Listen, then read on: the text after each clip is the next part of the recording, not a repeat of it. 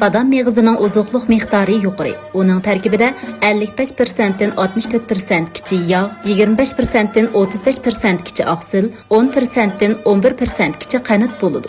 Badam tarkibida vitamin moddasi mo'l, uningdan boshqa kalsiy, magniy, kaliy, natriy, fosfor, to'mirga o'xshash ilmenit bor.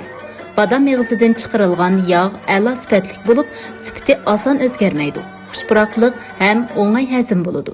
Sanoatda badam yig'i nozik asboblarni siliqlashga ishlatiladi.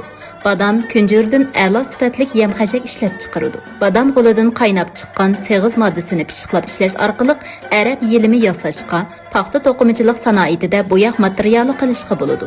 Badam chechiki hasal harisining obdan uzuqi.